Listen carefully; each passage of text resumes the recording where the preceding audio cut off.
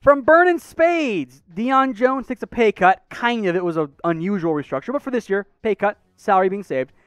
Had Atlanta opened up more cap to sign more defense/quarterbacks or to complement the signing trade so far to fit the scheme? I mean, the Falcons are not done making moves yet, and I think with where they're at, I don't know how active they're going to be in free agency, but they wanted some more buffer room. They wanted to be able to pay their draft picks. They still want to sign a few cheaper options, so restructuring someone like Deion Jones, who's going to be on this team for several more years, makes perfect sense. You would rather have a lower cap hit this year than a bigger cap hit down the road. So there's more coming for Atlanta.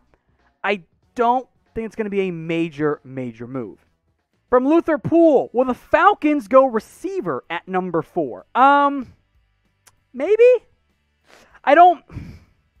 From a best player on the board perspective, there will be teams who have a receiver as their, or tight end, I should say, as their best player when they're drafting. But Atlanta doesn't need a receiver necessarily. So you have Devonta Smith, you have Jamar Chase, you have Jalen Waddle, you have Kyle Pitts. Like those are all great options. So it's an interesting situation here for Atlanta. Do they just go with the best player on their board? That could be Kyle Pitts, could be Jamar Chase, Smith, whoever. Could be Penei Sewell.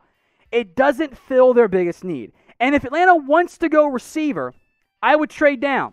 Move down a bunch of picks, add more draft capital, and then make your call. Because that's going to put you in a better position overall when it comes to the value of maximizing your top 5 pick. A.J. Evans, Falcons trade down to 8 or 10-ish, get a premium draft capital, and a player that is a long-term asset and a win-now move. Kyle Pitts, there is no answer to that as on the last year of his contract. I'm in. If Atlanta can move down and get whatever player they want, be it Sewell or Pitts or even a defensive guy, I'm in. I think that would be a fantastic move for Atlanta. My mindset for the Falcons is this. Either A, take your quarterback of the future, and if not, man, use that draft capital. Number 4, the trade down value you could get is essential. And it'll be so important for a team that is going to rebuild at some point in the future. So I like that move a lot, AJ. Good question/comment here. This is your chance in the comment section to go be a bit of a hater. Who is the most overrated NFL draft prospect? Who is it? Let us know in the comment section. In fact, this question is the pinned comment on today's video. So if you get the ad break here on YouTube, scroll on down and get your votes in. From Burnin' Spades, 3-team trade. Okay, let's get wild. I love it. Carolina moves to 4. Atlanta moves to 5. Take Pitts. Cincinnati moves to 8 and takes Chase. Thoughts and what would it take? So here's the problem.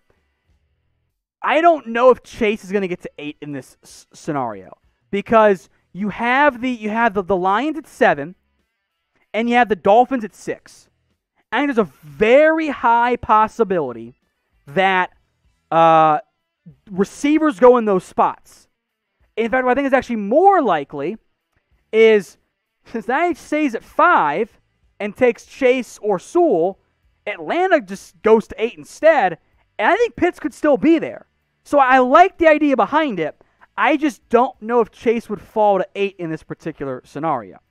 Now, we got some face masks available, still on sale up to 75% off. I know the vaccines are coming around, but not everyone's been vaccinated. You can still transmit it to you even if you are vaccinated. So help everyone out and rep your favorite team in the process. Chatsports.com/stay safe. NFL-themed face masks are on sale for up to 75% off. Check the comments and the description. That link right there, bottom of your screen, chatsports.com/stay safe.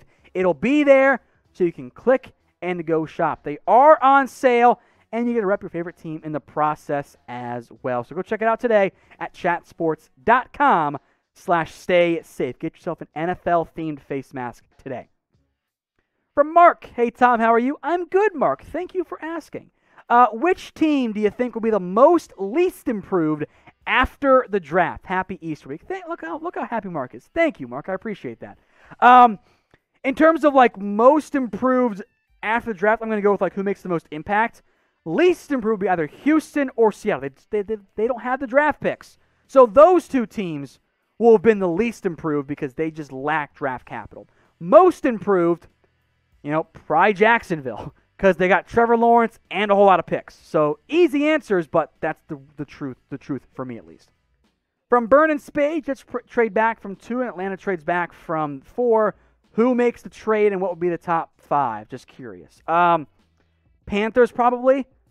Jets go to 4. Panthers go to 2. Panthers take, Zach Wilson.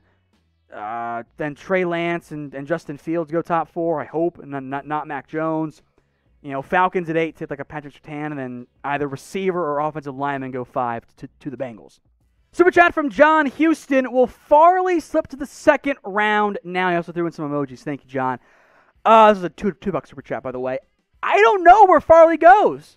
That is one of the ultimate wild cards this year. 2 back surgeries before you're even in the NFL. That's a red flag, guys. So, look, I could see Farley going top 15. I could see him fall into the middle of round 2. I have no idea. It's going to be fun to see what happens on draft night.